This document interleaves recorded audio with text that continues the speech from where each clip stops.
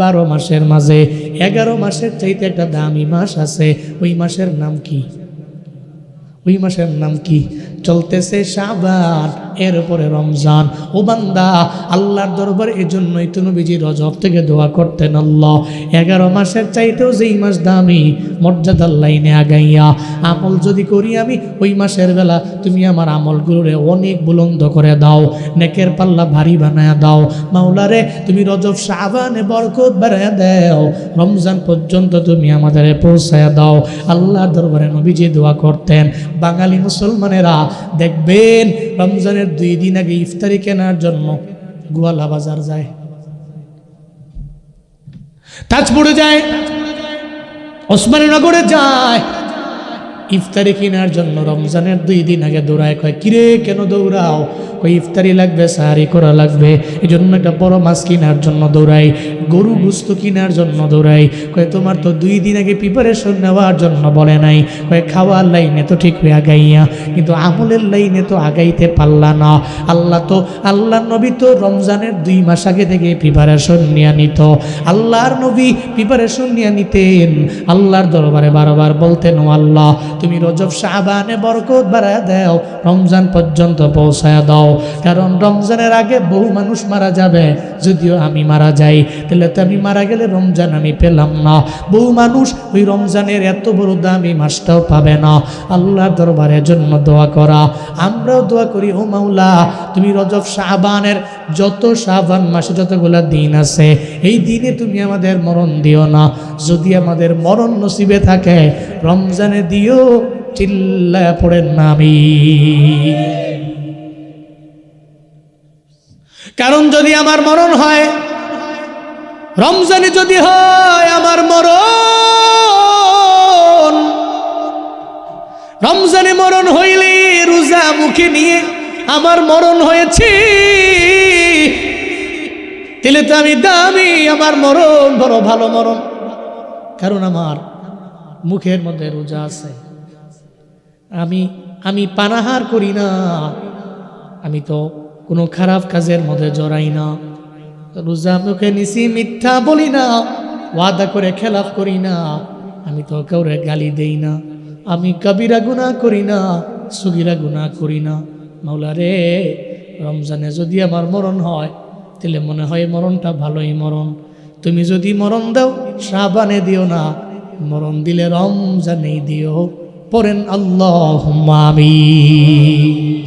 যদি মরণ থাকে তা আগে না, তুই রমজানে দিও, দামি মাস তুই মাসে দিও, কারণ এই মাস বড় দামি। ইবাদত করবেন নফল, আল্লাহ পাক বানায়া দিবে ফরজ। সুবহানাল্লাহ কয় না, নফল রে ফরজ বানায়া দিবে। একটা ফরজের আল্লাহ 70 ভাগে ভাগ করবে, মানে একটা ফরজকে আল্লাহ 70টা ফরজের সমতুল্য সমান বানায়া দিবে। আপনি আলিফ লাম মিম বললেন, এখন বললেন, তাহলে আপনার নেকি হয়ে গেল 30টা, প্রতিটা হরফের বদৌলতে। রমজানটা আইতে দেরি, আপনি বললেন আলিফ লাম মিম, তাহলে একটা হরফের বদৌলতে 70 নেকি, 3 × 7 = 21টা। আলিফ লাম মিম পড়লে রমজানের মধ্যে 210টা নেকি আমল নামায় দিবেন কে? তাহলে রমজান বড় দামি। রমজানের কারণে উম্মত বড় দামি হয়েছে। এই উসমানীনগরের নওজোয়ানেরা আজকে থেকে নিয়ত করে নেন, হুজুর আগামী রমজান আমার সামনে, আমি রমজানের 30টা রোজা রাখবো, একটা রোজা আমি মিস করব না। কারা কারা 30টা রোজা রাখবেন নিয়ত করেন, আমারে দেখাইয়েন না, একমাত্র আল্লাহকে দেখানোর জন্য 2টা হাত তুলে মাওলারে দেখা। আল্লাহ আমাদের সবাইকে রমজান পর্যন্ত পৌঁছাইয়া রমজানের রহমত, মাগফিরাত, নাজাত আমাদের প্রত্যেককে নসিব করেন। জোরে বলেন আমিন। তো রমজানের কারণে আমরা দান। 4 নম্বর, 5 নম্বর বলে শেষ। 4 নম্বর, সাইয়্যিদুল লায়ালি, সমস্ত রাতের চাইতে দামি রাত। কোন রাত? হ্যাঁ, মাশাআল্লাহ। ইন্না আনজালনাহু ফি লাইলাতুল কদর। লাইলাতুল কদরের কারণে, এই রাতের কারণে আমরা দান।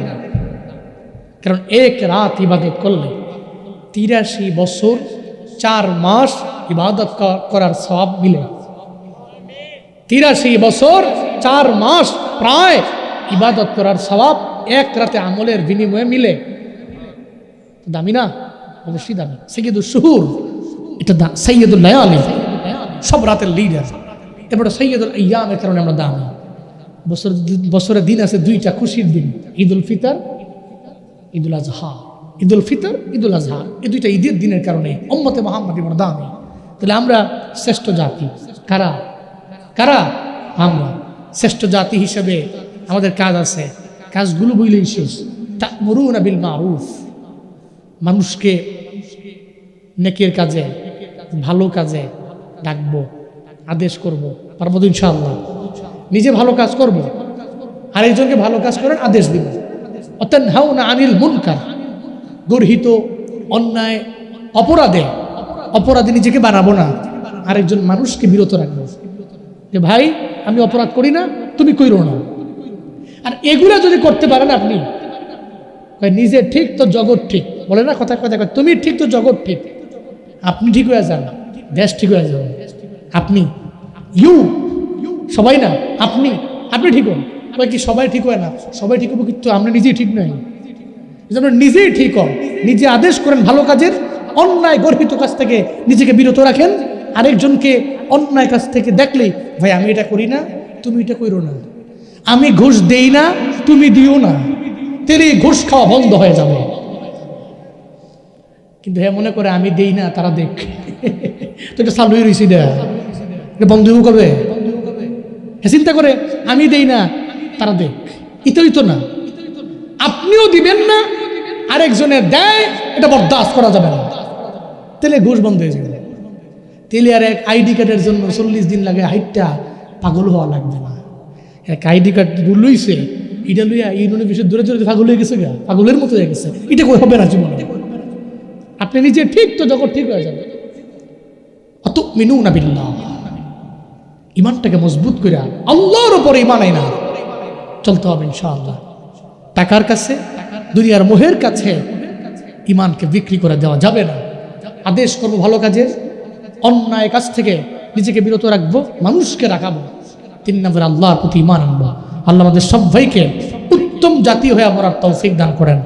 সকলে পড়েন আমিন, আরো জোরে আমিন। যেই কারণে মেরাজে অন্য কোনো নবীরে নেন নাই, নিলেন আমার আপনার নবীরে। শুধু তাই না, সব রসুলদের ইমাম, উনি সব রসুলদের নেতা হলো আমার নবী। কি পরিমাণে দামি আমার পয়গম্বর। মেরাজে জিবরাইল মিকাইল আসলেন উম্মে হানির ঘর থেকে, আমার মায়ার নবীরে নিয়ে গেলেন। চলে গেলেন বাইতুল মাকদিসের ভেতরে। ওখানে যাওয়ার পরে নবী তাকায়া দেখলেন ওই মসজিদের মধ্যে ডানে বামে কোনো লোকের কোনো অভাব নাই। আল্লাহ নবী কয়, জিবরাইল ভাই আমার, এত গভীর রাত এই আকসা মসজিদের মধ্যে আর কারা কোথা থেকে আসলো আমার এই ব্যাপারে জানা নাই। হযরতে জিবরাইল কয়, পয়গম্বর আল্লাহ পাক আপনার দাম এত পরিমাণে বাড়াইলেন, আপনার মর্যাদা সম্মান বাড়ানোর জন্য আল্লাহ জমিনের মধ্যে আপনার আগে যত নবী জমিনের মধ্যে পাঠাইল, আপনার সম্মান বজাইতে যাইয়া আল্লাহ সব নবীদের আকসা মসজিদের মধ্যে হাজির করে দিয়েছে। এরপরে কয় একটু পরে 2 রাকাত নামাজ। কেউ তো সামনে যায় না, নবীও দাঁড়ায় আছেন, সব নবীরা দাঁড়ানো, কেউ সামনে যায় না। হযরত জিবরাইল বলতে লাগলেন, পয়গম্বর আপনি সামনে যাওয়া লাগবে, কারণ আপনার আগে অন্য কোনো নবী যেতে পারবে না। আমার মায়ার নবী কয়, জিবরাইল রে, এটা আমার দ্বারা সম্ভব না, কারণ হযরত ইব্রাহিম নবী হলো আমার বাবা, হযরতে আদম নবী হলো আমার আদি আব্বা। তাহলে এরা জমিনের মধ্যে আগে আসলো, আমি জমিনের মধ্যে পরে আসলাম। হযরতে জিবরাইল কেন, পয়গম্বর না না, আজকে 2 রাকাত নামাজের ইমামতি করার জন্য সামনে আপনারই যাওয়া লাগবে, অন্য কোনো নবী আজকে একটা কদম বাড়াবে না আপনার সামনে যাওয়ার জন্য, কারণ আপনার লকবি হলো সব রসুলদের ইমাম আপনি, সব রসুলদের নেতা আপনি, আপনি তো হলেন ইমামুল মুরসালিন। চিল্লা পড়া যাবে কি সুবহানাল্লাহ। আপনার আগে অন্য কোন নবী আজকে 2 রাকাত নামাজের ইমামতি করবে, এই দুঃসাহস তো নবী করবে না, আর আপনি মুক্তাদি হবেন, ইম্পসিবল। আল্লাহু আকবার। আপনি ইমাম, সমস্ত আম্বিয়া আলাইহিমুস সালাতু ওয়াস সালাম আপনার মুক্তাদি। যে নবী এত দামি, নবীর কারণে উম্মত দামি। সুবহানাল্লাহ জোরে পড়বেন না? ওয়া রাফা'না লাকা যিকরাক। আল্লাহ পাক বলেন, নবী আপনার সম্মান, আপনার জিকির তো আমি আল্লাহ বাড়িয়েছি। জমিনের মধ্যে আমার মায়ার নবীর সম্মান, জিকির, স্মরণ আল্লাহ কি পরিমাণে বাড়াইলেন। আজান যে দেয় মুয়াজ্জিন সাহেব, আজানের মধ্যে আল্লাহর নামের সঙ্গে নবীর নাম আছে না নাই? আছে না নাই? একটু আগে খুতবা বললাম, খুতবার মধ্যে আল্লাহর নামের পরে নবীর নাম আছে না নাই? আপনার নামাজের মধ্যে আল্লাহর নামের পরে নবীর নাম, আজানের মধ্যে আল্লাহর নামের পরে নবীর নাম। বাইতুল্লাহর মুয়াজ্জিন সাহেব উনি যদি কয় সারা পৃথিবীর সব মসজিদের লিডার হলো বাইতুল্লাহ, বাইতুল্লাহর মুয়াজ্জিন আমি, আগামীকাল থেকে আমি নবীজির নাম বলে আজান দিব না, হবে? হবে? আল্লাহ কয় যেখানে আমার নাম উম্মত নিয়েছেন ওই জায়গায় আপনার নাম অটোমেটিক নিতে হবে উম্মত। যেই জায়গায় নিয়েছি আমার মালিক, আমার রব, ওই জায়গায় নাম নিতে হয়েছে মদিনার নবী। নাম নিতে হয় কেন? রফা'না লাকা যিকরাক, আমি আপনার জিকির বাড়াইলাম, সম্মান বাড়াইলাম, আমি আল্লাহ আপনার স্মরণ বাড়াইয়া দিলাম। শুধু তাই না, এই উম্মতেরা যেই নবীর কারণে এত পরিমাণে দামি হইলাম, আল্লাহর নবীর পুরো দেহ মোবারকের মধ্যে আল্লাহ বরকত বাড়াইলেন। জিহবা মোবারকের মধ্যে বরকত, ঘাম মোবারকে বরকত। শুধু তাই না, জিহবার মধ্যে লালা আছে, ওই লালা মোবারকের মধ্যে বরকত আছে না নাই? খন্দকের যুদ্ধ, ব্যাটল অফ কনফিডারেন্স, সম্মিলিত বাহিনীর যুদ্ধ, আল্লাহ নবী পয়গম্বর ওখানে 3 বাহিনীর সাথে, 3 দলের লোকদের সাথে, এদের সাথে যুদ্ধ করে পেরে ওঠা জীবনে মুসলমানদের দ্বারা পসিবল হবে না। প্ল্যান করলেন, পরীক্ষা খনন করবেন। নবীজি নিজেও গেলেন, সাহাবায়ে কেরাম নিয়ে গেলেন। নবীর সঙ্গে পরীক্ষা খননের কাজে সাহাবায়ে কেরাম ছিল 1,500। জুড়ে বলেন কয় হাজার? 1,500 সাহাবায়ে কেরাম লইয়া আমার মায়ার নবী খন্দকের প্রান্তরে চলে গেলেন পরীক্ষা খনন করার জন্য। নেতাদেরও বললেন, নেতা নিজেও নামলেন, সবাইরে বললেন, সাহাবায়ে কেরাম যারা বললেন, আমার নবীও নেমে গেলেন। একটা বারের জন্য চিন্তা করেন নাই তারা নামবে, আমি নামবো না, দাঁড়ায়া থাকবো। কিন্তু আমগো দেশের নেতারা খালি কয় তোমরা যত করো করো, আমি এসি গাড়ির মধ্যে বৈশা থাকবো, ঠিক কিনা? আর তো কোনো লাভই নাই।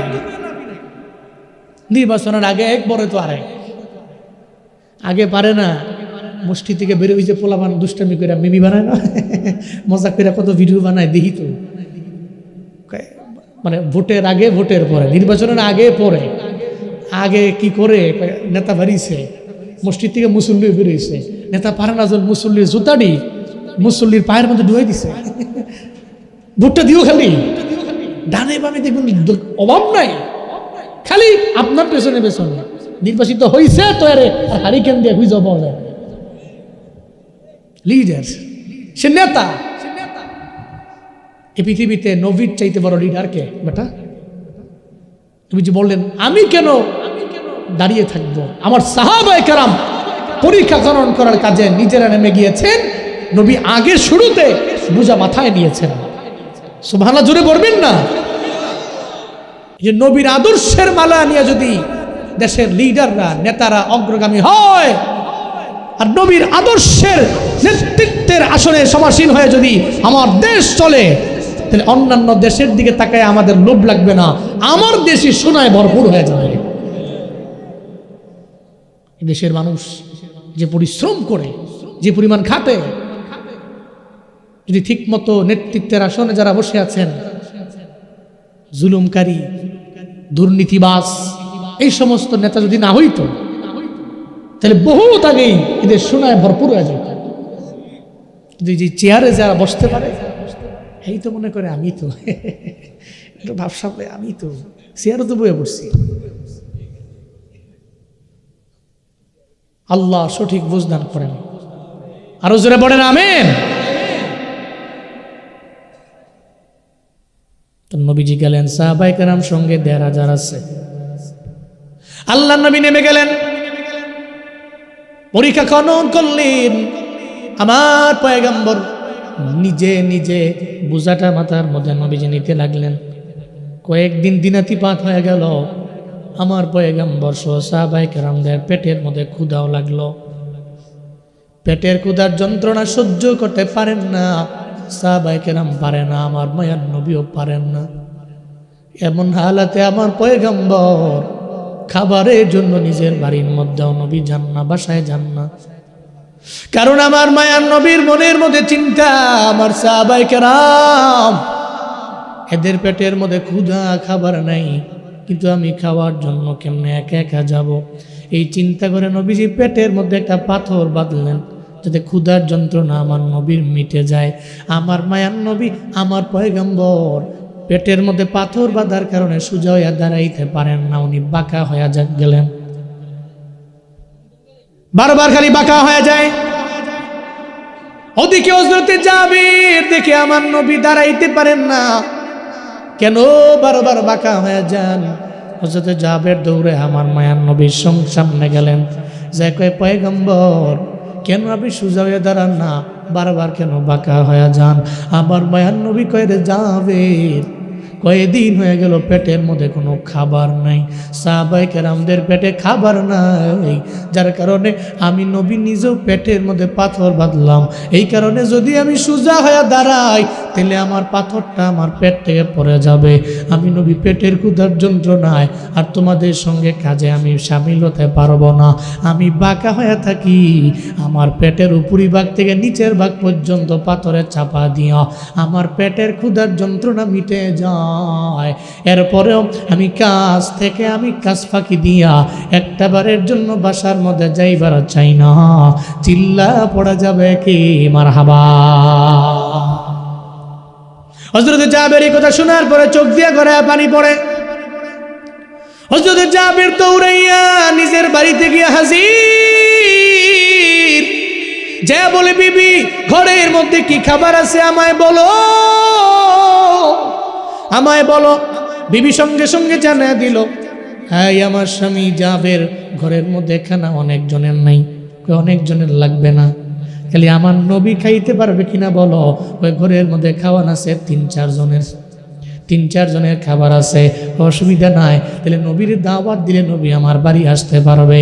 এবার হযরতে জাবের খুশি মনে আনন্দ চিত্তে দৌড়াইয়া আমার মায়ার নবীর কাছে গেল, যে কয় পয়গম্বর আপনার পেটের ক্ষুধার যন্ত্রণায় পেটের মধ্যে আপনি পাথর বাঁধলেন, এটা সহ্য করা যায় না, এই জন্য দৌড়াইয়া আমি বাড়ির মধ্যে চলে গেলাম।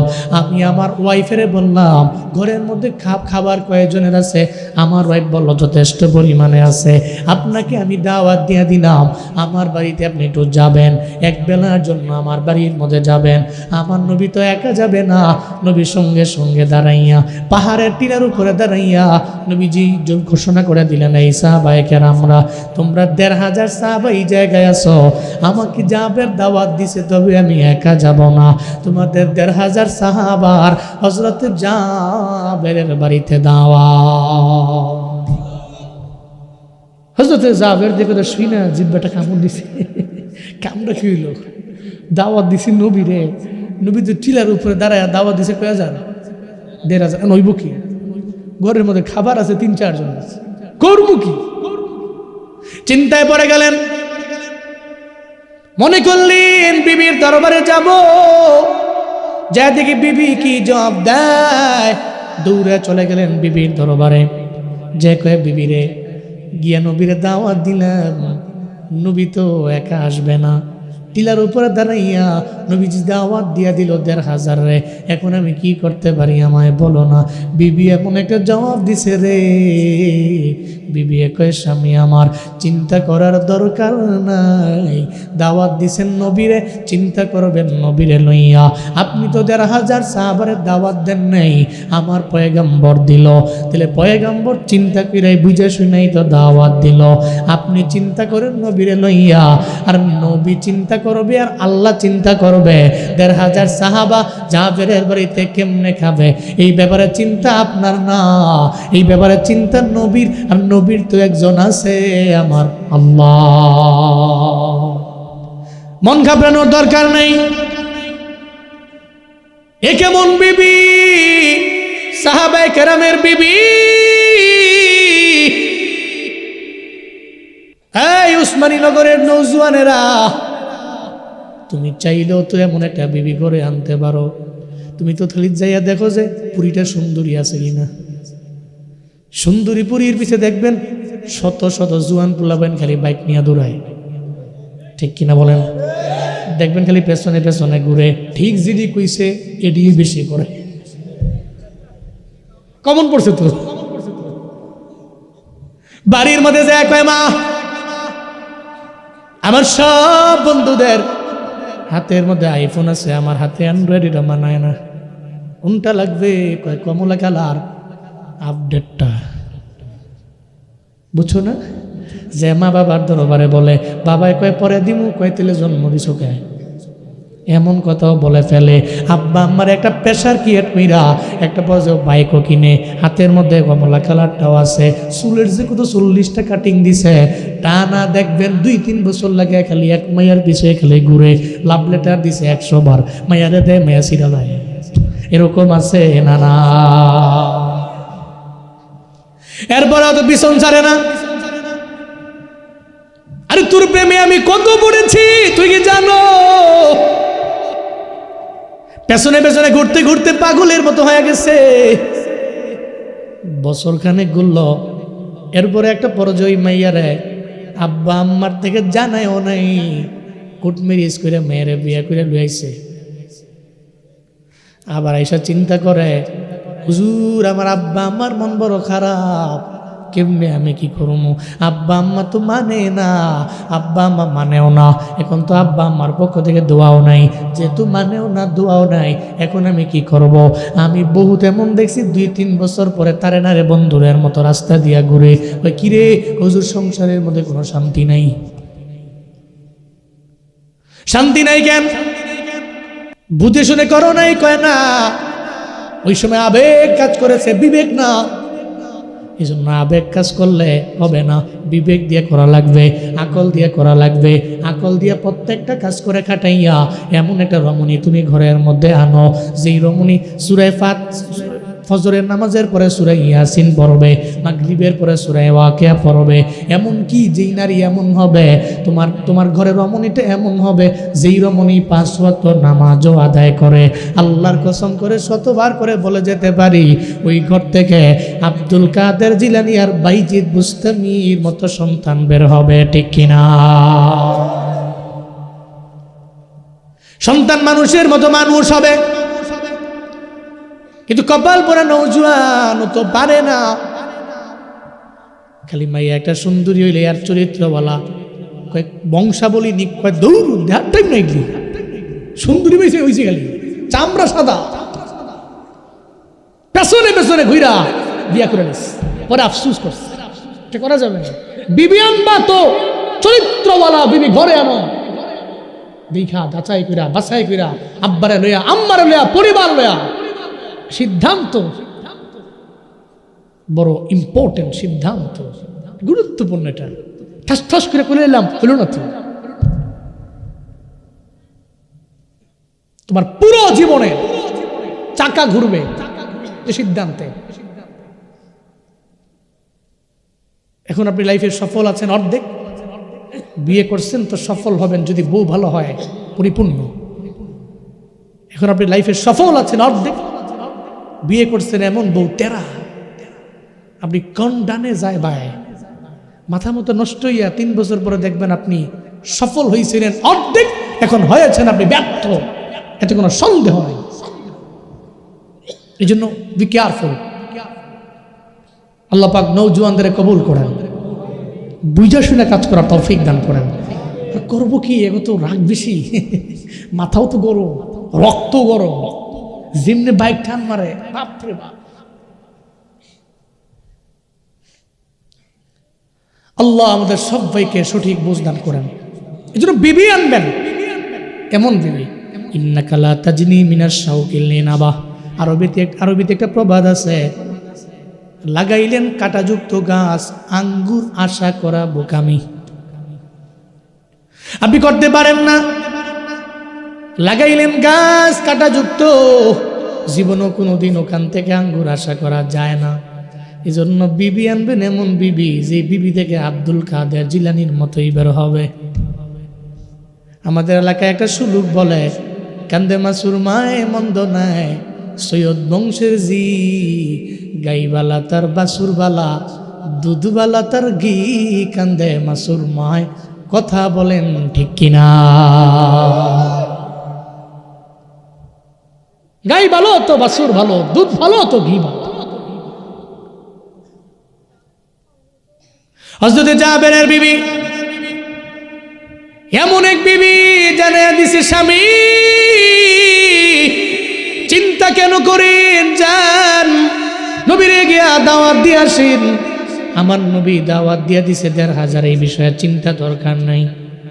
এটা বলার পরে চিন্তা মুক্ত হইলেন, দৌড়ে চলে গেলেন আমার নবীজির সামনে। কিন্তু যতই যায় চেহারার মধ্যে চিন্তার ছাপ অত একটা রয়ে গেছে, চেহারার মধ্যে চিন্তার ছাপও আছে। এমন একটা পর্যায়ে আমার মায়ার নবী তাকায় দেখো যাতে জাবেরের চেহারার মধ্যে একটা টেনশনের ছাপ দেখা যায়। আল্লাহ নবী ডাকলেন, এই জাবের তুমি আমার কাছে আসো। চেহারার মধ্যে চিন্তার ছাপ দেখা যায় কেন? হযরত জাবের কয়, নবী না না, আমার চেহারার মধ্যে কোনো চিন্তার ছাপ নাই। আল্লাহ নবী কয়, আমি দেখতে পাচ্ছি স্পষ্ট, তুমি কও নাই? কয় না নবী নাই।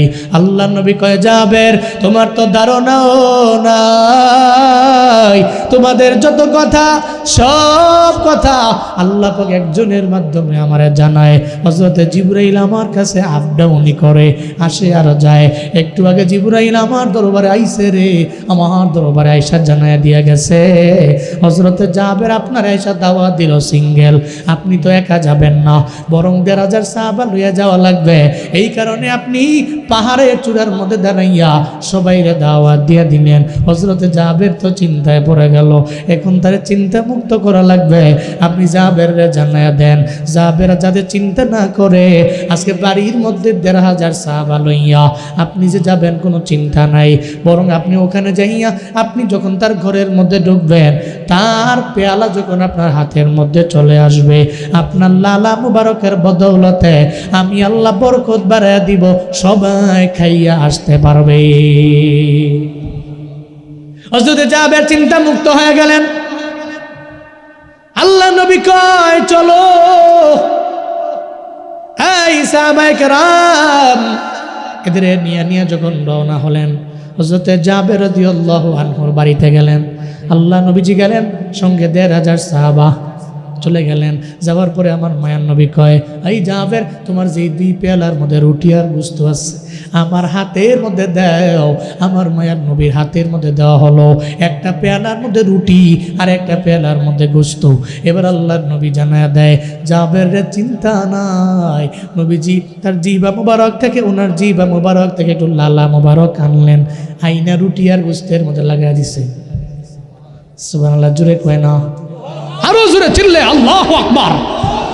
আল্লাহ নবী কয়, জাবের রে নিয়ে যাও, চিন্তা নেই, টেনশন নেই রে জাবির, আমি লালা লাগাই দিছি 2টা পেয়ালার মধ্যে রুটি আর গোশতের মাঝে আমি লাগাই দিছি, যাও তুমি নিয়ে যাও, আমার ১৫০০ সাহাবার রে খাওয়াও, একটুও চিন্তা করা লাগবে না, চিল্লা পড়া যাবে কি সুবহানাল্লাহ। হযরত জাবের গেলেন, এবার খাওয়ানোর পালা। তবে নবীজি বলছে একসঙ্গে খাওয়াইবা না, বেশ বেশ করো। বিয়ে বাড়িতে গেলেন ৩০০ জন, সবাই রে তো একসাথে যদি জায়গা না থাকে খাওয়াইব কোত্থেকে? বলবে আগে ১০০ জন বসেন, এরপর ১০০, এরপর ১০০। হ্যাঁ, নিয়ম আছে। প্রথম নাম্বার বেজের মধ্যে এতগুলা বসাও, এরপরে এত বসাও, এভাবে নিয়মতান্ত্রিকভাবে খাওয়াও। আল্লাহ নবী বললেন সবাইরে একসঙ্গে না, ৫০০ ৫০০ ৫০০ করে ৩ টাইমে খাওয়াও। ৫০০ জনরে বসাইলেন। হযরত জাবের চলে গেলেন আমার মায়ার নবীর দরবারে গিয়ে বলে, নবী আপনি প্রথমবারই আপনি বসে পড়েন। নবী কয়, জাবের রে চিন্তা করো না, সবার খাওয়া শেষ হয়ে গেলে এরপরে আমি খাবো। সবার খাওয়া যখন শেষ হয়ে যাবে এরপরে আমি নবী বসবো। জাবেরের মনে মনে চিন্তা, মূলত যদি নবীর জন্যই দাওয়াত 500 জনে খায়া শেষ হয়ে গেলে নবীরে খাওয়ামো কেমনে? চিল্লা পড়বেন কি সুবহানাল্লাহ। নবীর প্রতি মায়া ছিল তো মায়া নিয়ে তো দাওয়াত দিছে। এখন বর যাত্রী গেছে, বর আছে, আপনাদের অঞ্চলের বিয়ে তো খুব জমজমাট, ঠিক কিনা? না না, এটা আমি প্রশংসা করি, যেটা করতে হইব না। সিলেটের বিয়ের সাথে কঠিন জমজমাট, কনভেনশন হল তো অভাবই নাই, কমিউনিটি সেন্টার আর কনভেনশন হল দিয়ে ভরা। চট্টগ্রাম আর সিলেটিরা বিয়ার লাইনে আগে আসে, আর কি বড় বড় খরচ করে বিয়া, কি ধুমধাম কঠিন অবস্থা নাকি? বিয়াতে আপনারা খুব আঞ্জাম দেন প্রায় পরিবারের লোকেরা, এটা আমি জানি। তো বর যাত্রী গেছে, লগে তো যাত্রী আছে বহু, যে যদি বর যাত্রী সবারে খাওয়াইয়া বরের বেলায় নাই, এটা হইল যে বরে খেপা যায়, সিমনি খেলে কার ধারা মোল্লা চিল্লা না, সব ডিমিল্লা খাইছে আমারে খাওয়াইতা না, এটা হইল আমার দ্বারা আইলা, ঠিক কিনা বলেন? হযরত জাবের রাদিয়াল্লাহু আনহুর মনে চিন্তা, 500 জন খায় যদি শেষ হয়ে যায়, আল্লাহ না করুন, নবীরে খাওয়াম কি? নবীরে বললেন, নবীজি আপনি প্রথমবারই বসে পড়েন। নবীজি বললেন, না, তুমি সবাই রে খাওয়াও, এট লাস্ট আমি বসবো। তো 500 জন খাওয়ানো শেষ, এরপরে আবার 500 জনের পালা। ঘরের মধ্যে খাবার আছে কয়জনের? 3-4 জনের খেয়াল আইছে 500। এরপরে আবার 500 জনের পালা, 500 জনরে বসাইলেন, এরপরে আবার খাওয়াইলেন। নবীকে আবার বসতে বললেন, নবী রাজি না। 500 জন খাওয়ানো শেষ হয়ে গেল। এরপরে 3য় নাম্বারে আবার 500 জনের পালা, 500 জনরে আবার বসাইল। 1500 রে খাওয়ানো শেষ, এবার একটু চেক করার জন্য দৌড়ে গেছে, জি পাতিলার মধ্যে খাবার আছে, আসলে 1500 খেয়ে লাইলো আছে না নাই, দেখার জন্য যখন যায়া দেখে রে, যখন ঢাকনাটা উঠাইছে, প্রথমবার বিবিয়ে প্রথমবার আসার পরে যে খাবার দেখাইছে, ওই খাবার দেখা যায় বিন্দু মাত্র পরিমাণ কমে নাই। চিল্লে আওয়াজ করে পড়া যাবে কি মারহাবা? আল্লাহ নবীর দরবারে গেছি, আমার মায়ার নবী বলি, রে জাবির, আমার পারমিশন ছাড়া তুমি ঢাকনা কেন উঠাইছো? তুমি যদি আমার অনুমতি ছাড়া এই ঢাকনা যদি না উঠাইতা, সারা মদিনার লোকেরা যদি তোমার বাড়িতে আসতো, সবাই আইসা তোমার ঘরে পেট ভরে যদি খাবার খায়া যাইতো, তাহলে সবাই পেট ভরে ভরে খায়া খায়া চলে যাইতে পারত। তোমার ঘরের মধ্যে যে খাবার ছিল ওই খাবার রয়ে যাইত, বিন্দু মাত্র পরিমাণ কমতি হতো না। ওয়ারাফা'না লাকা যিকরাক, ওই নবী এত দামি, নবীর উম্মতেরও ওনার কারণে দামি, কিন্তু উম্মত তো নবীর উম্মত, নবীর সুন্নতের উপরে আমল করে না। নবীকে উম্মত তুমি ডানে যাও, উম্মত বামে যায়। নবীকে উম্মত তোমার জন্য এত পরিমাণে আমি কষ্ট করলাম, উহুদের ময়দানে আমি তোদের জন্য রক্ত জড়াইলাম, তাইফের ময়দানে আমি গিয়েছি, ওখানে আমি উটের জন্য যাই নাই, বাড়ির জন্য যাই নাই, ওখানে আমি কোনো কিছুর জন্য যাই নাই রে উম্মত। এরপর আমারে মারলো ধর্মের জন্য, কালিমার দাওয়াতের জন্য, এরা আমারে পাপিষ্টরা আমারে মারলো।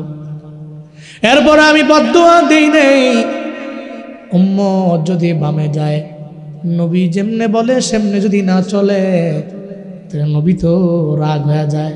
আর নবী যদি একবার তোমার আমার উপরে রাগ হয়ে যায়, নবীর সুপারিশ ছাড়া জান্নাতে যাওয়া পসিবল না, জীবনেও কোনোদিন সম্ভব হবে না।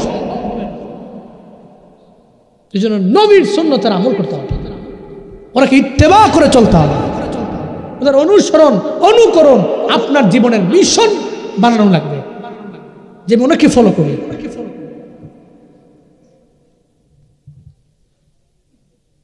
যেই নবীর কোনো ফেসবুক নাই, ইউটিউব নাই, ইনস্টাগ্রাম নাই, টিকটক নাই, কোনো কিছুই নাই, এরপরও আমার মায়ার নবীর দাম, আমার মায়ার নবীর প্রসিদ্ধি সারা বিশ্বে আছে না নাই?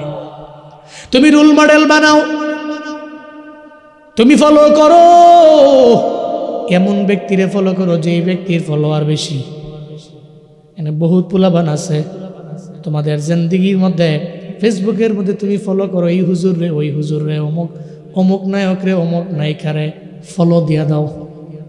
ভালো লাগে তো ফলো দাও, ভালো লাগে তো ফলো দাও।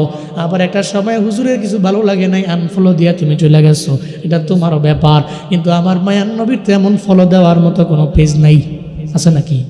আমার মায়ার নবী তো নাই, তাহলে নবীরে মানবো কেমনে?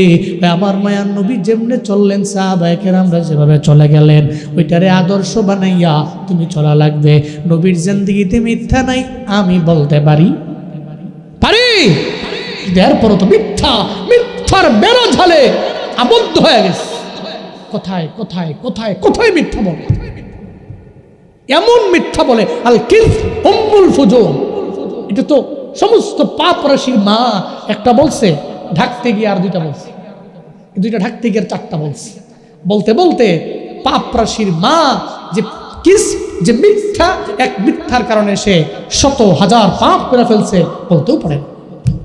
মজা করতেছে তো মিথ্যা বলতেছে। অথচ নবীর জিন্দেগিতে কোনো গালি নাই, আছে? নবীর জিন্দেগিতে কোনো গালি নাই, আমগো জিন্দেগিতে গালির কোনো অভাব নাই। খালি আমার দলের লোক না, মা বাবার নাম তুইলা গালি দিতেও দেরি করি না, ঠিক কিনা?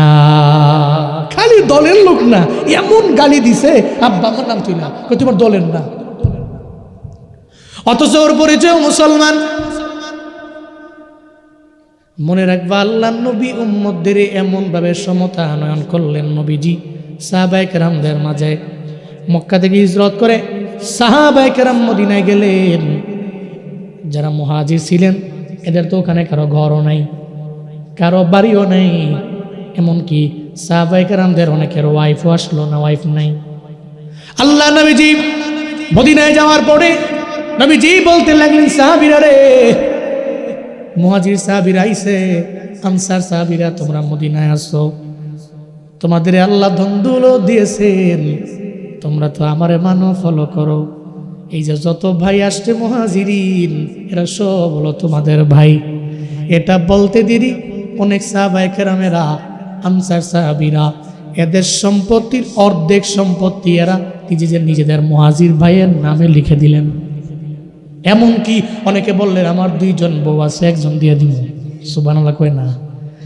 এত পরিমাণে দামি সম্পর্ক। বাড়ি লিখে দিব, উটের পা লিখে দিব, কিন্তু বাঙালি মুসলমানেরা একজন মুসলমানের জন্য আর একজন মুসলমানের কোনো মায়াও নাই। একজন আর একজনের ফিরে আমরা লাই, আছে না নাই? আগামী নির্বাচনে হবে এর প্রমাণ। এই বাঙালি মুসলমান, নির্বাচনের দিনে মারামারি করো না, নির্বাচনের দিনে কাটাকাটি করো না, নির্বাচনের দিনে খুন খারাপি করো না। তুমি যারা মারবাও তো হিন্দু না, খ্রিস্টান না, বৌদ্ধ না, ও তো আর একজন মুসলমান ভাই। তুমি যে পাড়ার মধ্যে আছো ওই পাড়ার মধ্যেই তো তার বসবাস, তার সঙ্গে হবে মোলাকাত, তার সঙ্গে হবে সাক্ষাৎ। আজ না হয় কাল তার সঙ্গে মোলাকাত হবে, কিন্তু নেতার কথা মানতে যায় যে চল লাগাইয়া দিলা, থাপ্পড় লাগাইয়া দিলা, মারামারি যে করলা, লাঠি দিয়ে আঘাত করলা, মনে রাখবা একজন মুসলমানের দ্বারা এটা মানায় না। ততক্ষণ পর্যন্ত খাঁটি মুসলমান হওয়া যায় না যতক্ষণ পর্যন্ত একজন মুসলমানের হাত এবং জবান থেকে আরেকজন মুসলমান নিরাপদে থাকে। যখন দেখবেন আপনার হাতের দ্বারা আরেকজন মুসলমান ভাই নিরাপদে আছে, আপনার জবান দ্বারা আরেকজন মুসলমান ভাই সালামতে আছে, আপনি মুসলিমে কামেল হয়ে গেছেন। যতদিন পর্যন্ত এটা পারেন নাই, আপনি যতই নিজের দাবি করেন আমার নাম অমুক তমুক, সুন্দর সুন্দর নাম, আপনি আল্লাহ নবীর হাদিসের মাধ্যমে মুসলিমে কামেল হতে পারেন নাই, পারেন না আপনি। আল মুসলিম মান সালিমাল মুসলিমুনা মিন লিসানিহি ওয়া ইয়াদিহি। মুসলিম তো সে যার হাত এবং জবান থেকে দিয়া আরেকজন মুসলমান নিরাপদে থাকে, সালামতে থাকে। সে আরেকজন মুসলমান বাইরে প্রটোকল দেয়, তাহলে আমরা মারামারি করব নবীর আদর্শে মারামারি নেই, আমিও করব না। মুসলমান ঝগড়া লাগাবো না, আমরা সবাই সবাইকে নিয়ে চলবো। আল্লাহ তুমি তৌফিক দাও। চিল্লায় পড়েন আমিন। মারামারি, কাটাকাটি, খুন খারাপি এটা মুসলিম করতে পারে না, এটা করা যাবে না। রিকোয়েস্ট করি নৌজওয়ানরা, তাদের বডিতে রক্ত গরম আছে, তুমি করে একজনে খালি একটা কিছু কইলেই তোমরা উড়ে মুড়ে এলো সব, এটা করা যাবে না। একটু থেমে চিন্তা করে 10 বার অগ্রগামী হও। এই জীবনের দাম আছে। আর আপনি একজনের কথা শুনে একজনে মারলেন, ধরেন আপনি একজনকে মারলেন, খুদার কসম যদি আপনি মানুষ হন, আপনার মৃত্যুর 1 ঘন্টা আগেও ওই কথা স্মরণে আইসা আপনারে পেরা দিব, কি করছি জীবনে, একজনের মারছি, আঘাত করছি আমি, চিন্তা কইরা চলবেন। এটা এই ফিকির নিয়ে চলবেন। আপনার দ্বারা জীবনে কোনোদিন আরেকজন ভাইয়ের হক মারাও হবে না, আরেকজন ভাইয়ের উপরে আপনি আঘাত করবেন না। খালি এই ফিকিরটা নিয়ে, এই থিওরি নিয়ে লাইফ লিড করেন। আল্লাহ আমাদের সবাইকে সঠিকভাবে আমল করার তৌফিক দান করেন। আরো জোরে পড়েন আমিন। রাগ করেছেন আপনারা, কষ্ট পেয়েছেন, জোরে কোন সুবহানাল্লাহ, কোন আলহামদুলিল্লাহ, আরো জোরে চিল্লায় আল্লাহু আকবার। সুবহানাল্লাহ ওয়ালহামদুলিল্লাহ লা ইলাহা ইল্লাল্লাহ, সুবহানাল্লাহ ওয়ালহামদুলিল্লাহ লা ইলাহা। তুমি বাঁচাও, তুমি মারো, ও বীরত ক্ষমা করো। তুমি বাঁচাও, তুমি মারো, ও বীরত ক্ষমা করো। ধরার যেই জন তাকেই ধরো, ধরার যেই জন তাকেই ধরো। তোমার মুঠোয় সবই আল্লাহ, সুবহানাল্লাহ লা ইলাহা। মাশাআল্লাহ, সুবহানাল্লাহ ওয়ালহামদুলিল্লাহ লা। তাহলে 1 নম্বরে নবীজির কারণে আমরা দামি। কার কারণে? নবীর কারণে আমরা খৈর উম্মাহ, আমরা জাতির দামি জাতি নবীর কারণে। 2 নম্বরে আমরা কেন দামি? সাইয়্যিদুল কুতুব, সব আসমানি কিতাবের লিডারের নাম হচ্ছে কোরআন। কি? কোরআনের কারণে দামি। যেই কোরআনের কারণে দামি হয়েছ, ঠিক ওই তুই কোরআনটারে আলমারির উপরে রাইখা দাও। ফেসবুকের মধ্যে ঢুকলাম ডেইলি 50 বার, টিকটকের মধ্যে ঢুকলাম 40 বার, ইনস্টাগ্রামে ঢুকলাম 30 বার, ইউটিউবে ঢুকলাম 20 বার। কপাল পরা মুসলমান দিনের পর দিন চইলা যায়, মাসের পর মাস চইলা যায়, কোরআনটাকে ধরেও না, শুয়েও না, খুইলাও দেখে না আছে না না। অথচ উনি কোরআনের কারণে দাবি হয়েছে। 2 নম্বরে কোরআনের কারণে উনি দামি। 3 নম্বরে উম্মতে মুহাম্মাদি কেন দামি জাত? 3 নম্বরে উম্মতে মুহাম্মাদি কেন দামি?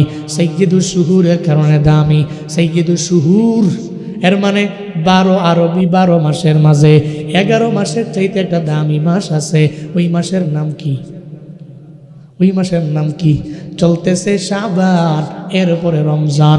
ও বান্দা, আল্লাহর দরবারে এজন্যই তো নবীজি রজব থেকে দোয়া করতেন, আল্লাহ 11 মাসের চাইতেও যেই মাস দামি, মর্যাদার লাইনে আগাইয়া আমল যদি করি আমি ওই মাসের বেলা, তুমি আমার আমলগুলোরে অনেক বুলন্দ করে দাও, নেকের পাল্লা ভারী বানায়া দাও। মাওলারে তুমি রজব শাবানে বরকত বাড়ায়া দাও, রমজান পর্যন্ত তুমি আমাদের পৌঁছায়া দাও। আল্লাহর দরবারে নবীজি দোয়া করতেন। বাঙালি মুসলমানেরা দেখবেন রমজানের 2 দিন আগে ইফতারি কেনার জন্য গোয়ালা বাজার যায়, তাজপুরে যায়, ওসমানীনগরে যায়, ইফতারি কেনার জন্য রমজানের 2 দিন আগে দৌড়ায়। কয় কিরে কেন দৌড়াও? কই ইফতারি লাগবে, সাহারি করা লাগবে, এই জন্য একটা বড় মাছ কেনার জন্য দৌড়াই, গরু গোস্ত কেনার জন্য দৌড়াই। কয় তোমার তো 2 দিন আগে প্রিপারেশন নেওয়ার জন্য বলে নাই। কয় খাওয়ার লাইনে তো ঠিক হয়ে আগাইয়া, কিন্তু আমলের লাইনে তো আগাইতে পারলা না। আল্লাহ নবী তো রমজানের 2 মাস আগে থেকে প্রিপারেশন নিয়ে নিত। আল্লাহর নবী প্রিপারেশন নিয়ে নিতেন, আল্লাহর দরবারে বারবার বলতেন, ও আল্লাহ তুমি রজব শাবানে বরকত বাড়ায় দাও, রমজান পর্যন্ত পৌঁছায় দাও, কারণ রমজানের আগে বহু মানুষ মারা যাবে। যদিও আমি মারা যাই, তাহলে তো আমি মারা গেলে রমজান আমি পেলাম না। বহু মানুষ ওই রমজানের এত বড় দামি মাসটাও পাবে না। আল্লাহর দরবারের জন্য দোয়া করা, আমরাও দোয়া করি, ও মাওলা তুমি রজব শাবানের শাবান মাসে যতগুলা দিন আছে, এই দিনে তুমি আমাদের মরণ দিও না। যদি আমাদের মরণ নসিবে থাকে রমজানে দিও, চিল্লায়া পড়েন না আমিন। কারণ যদি আমার মরণ হয়, রমজানে যদি হয় আমার মরণ, রমজানে মরণ হইলে রোজা মুখে নিয়ে আমার মরণ হয়েছে, তাহলে তো আমি দামি, আমার মরণ বড় ভালো মরণ, কারণ আমার মুখের মধ্যে রোজা আছে। আমি পানাহার করি না, আমি তো কোনো খারাপ কাজের মধ্যে জড়াই না, রোজা মুখে নিছি, মিথ্যা বলি না, ওয়াদা করে খেলাফ করি না, আমি তো কাউরে গালি দেই না, আমি কবিরা গুনাহ করি না, সগীরা গুনাহ করি না। মাওলা রে, রমজানে যদি আমার মরণ হয়, তাহলে মনে হয় মরণটা ভালোই মরণ। তুমি যদি মরণ দাও শাবানে দিও না, মরণ দিলে রমজানেই দিও। পড়েন আল্লাহুম্মা আমিন। যদি মরণ থাকে তা আগে না, তুই রমজানে দিও, দামি মাস তো, তুই মাসে দিও, কারণ এই মাস বড় দামি। ইবাদত করবেন নফল, আল্লাহ পাক বানায়া দিবে ফরজ। সুবহানাল্লাহ কয় না, নফল রে ফরজ বানায়া দিবে। একটা ফরজের আল্লাহ 70 ভাগে ভাগ করবে, মানে একটা ফরজকে আল্লাহ 70টা ফরজের সমতুল্য সমান বানায়া দিবে। আপনি আলিফ লাম মিম বললেন, এখন বললেন, তাহলে আপনার নেকি হয়ে গেল 30টা, প্রতিটা হরফের বদৌলতে। রমজানটা আইতে দেরি, আপনি বললেন আলিফ লাম মিম, তাহলে একটা হরফের বদৌলতে 70 নেকি, 3 × 7 = 21টা। আলিফ লাম মিম পড়লে রমজানের মধ্যে 210টা নেকি আমল নামায় দিবেন কে?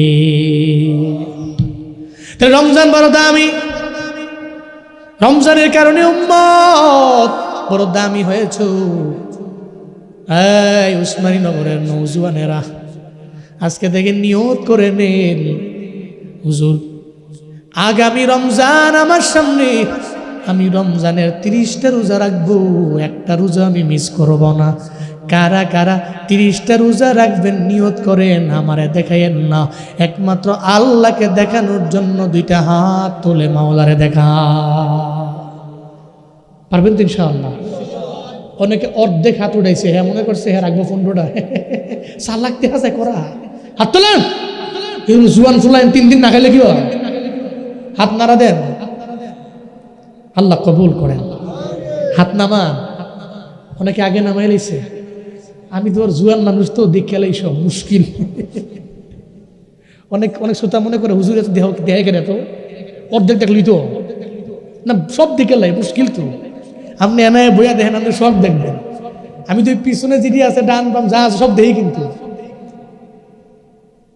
হাত উঠাইছেন, অর্ধেক উঠাইছেন, অর্ধেক সময় নামাই লাইছেন, বিষয়টা এটা না।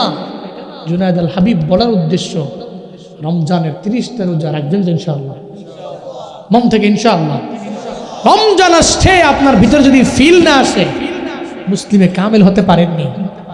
খুদার কসম, যদি অন্তরে আসে যে আহ রমজান আমি পাবো, ইফতার পাবো, সাহারি পাবো, তারাবি পাবো, কি মজার মাস, যদি এই ফিলটা ভিতরে আসে, আপনি মুসলিমে কামেল। এটা ফিল আসতে হবে, ইবাদতের মজা আপনার অন্তরে ধারণ করতে হবে, আসতে হবে এটা মনে মনে, যে রমজান আমি পাবো। অপেক্ষা আছেন, ইন্তজার করছেন, উই আর ওয়েটিং ফর রমাদান, এই যে একটা বিষয় নিয়ে আপনি আক্ষেপ নিয়ে বসে আছেন, আল্লাহ কোন সময় আসবে, কোন সময় আসবে, মুসলিমে কামেল এটা করে। আল্লাহ আমাদের সব ভাইকে রমজান পর্যন্ত পৌঁছাইয়া রমজানের রহমত, মাগফিরাত, নাজাত আমাদের প্রত্যেককে নসিব করেন। জোরে বলেন আমিন। তো রমজানের কারণে আমরা দান 4 নম্বর, 5 নম্বর বলে শেষ। 4 নম্বর সৈয়দুল লায়ালি, সমস্ত রাতের চাইতে দামি রাত। কোন রাত? হ্যাঁ, মাশাআল্লাহ। ইন্না আনজালনাহু ফি লাইলাতুল কদর। লাইলাতুল কদরের কারণে, এই রাতের কারণে আমরা দান। কারণ এক রাত ইবাদত করলে 83 বছর 4 মাস ইবাদত করার সওয়াব মিলে। 83 বছর 4 মাস প্রায় ইবাদত করার সওয়াব এক রাতে আমলের বিনিময়ে মিলে। দামি না? অবশ্যই দামি। সৈয়দুল শুহুর, এটা সৈয়দুল লায়ালি, সব রাতের লিডার। এরপরে সৈয়দুল আইয়ামের কারণে আমরা দামি। বছরের দিন আছে 2টা খুশির দিন, ঈদুল ফিতর, ঈদুল আজহা। ঈদুল ফিতর, ঈদুল আজহা, এই 2টা ঈদের দিনের কারণে উম্মতে মুহাম্মাদি আমরা দামি। তাহলে আমরা শ্রেষ্ঠ জাতি। কারা? কারা? আমরা শ্রেষ্ঠ জাতি হিসেবে আমাদের কাজ আছে। কাজগুলো বইলেই শেষ। তা'মুরুনা বিল মারুফ, মানুষকে নেকের কাজে, ভালো কাজে ডাকবো, আদেশ করব। পারবো তো ইনশাআল্লাহ। নিজে ভালো কাজ করব, আরেকজনকে ভালো কাজ করার আদেশ দিব। ওয়াতানহাউনা আনিল মুনকার, গর্হিত অন্যায় অপরাধে নিজেকে বানাবো না, আরেকজন মানুষকে বিরত রাখবো। যে ভাই আমি অপরাধ করি না, তুমি কইরো না। আর এগুলা যদি করতে পারেন আপনি, নিজে ঠিক তো জগৎ ঠিক, বলে না কথা কথা, তুমি ঠিক তো জগৎ ঠিক। আপনি ঠিক হয়ে যান, দেশ ঠিক হয়ে যাবে। আপনি সবাই না, আপনি ঠিক হন। কি সবাই ঠিক হয় না? সবাই ঠিক হবো, কিন্তু আমরা নিজেই ঠিক নই। নিজেই ঠিক হন, নিজে আদেশ করেন ভালো কাজের, অন্যায় গর্হিত কাজ থেকে নিজেকে বিরত রাখেন। আরেকজনকে অন্যায় কাজ থেকে দেখলেই, ভাই আমি এটা করি না, তুমি এটা করো না।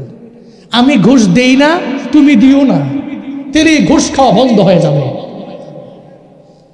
কিন্তু হ্যাঁ মনে করে আমি দেই না, তারা দেখ, তো এটা চালু হয়ে রয়েছি, এটা বন্ধ কবে? হ্যাঁ চিন্তা করে আমি দেই না, তারা দেখ, ইতই তো না। আপনিও দিবেন না, আরেকজনের দেয়, এটা বরদাস্ত করা যাবে না। তেলে ঘুষ বন্ধ হয়ে যাবে। তেলে আর এক আইডি কার্ডের জন্য 40 দিন লাগে, হাইটটা পাগল হওয়া লাগবে না। এক আইডি কার্ড লইছে, এটা লইয়া ইউনিয়নের বিষয়ে দূরে দূরে পাগল হয়ে গেছে, পাগলের মতো হয়ে গেছে। এটা কই হবে না জীবনে। আপনি নিজে ঠিক তো জগৎ ঠিক হয়ে যাবে। আতুমিনুনা বিল্লাহ, ইমানটাকে মজবুত করে আল্লাহর উপরে ইমান আইনা চলতে হবে ইনশাআল্লাহ। টাকার কাছে, দুনিয়ার মোহের কাছে ইমানকে বিক্রি করে দেওয়া যাবে না। আদেশ করবো ভালো কাজের, অন্যায় কাজ থেকে নিজেকে বিরত রাখবো, মানুষকে রাখাবো। 3 নম্বরে আল্লাহর প্রতি ইমান আনবো। আল্লাহ আমাদের সবাইকে উত্তম জাতি হয়ে মরার তৌফিক দান করেন।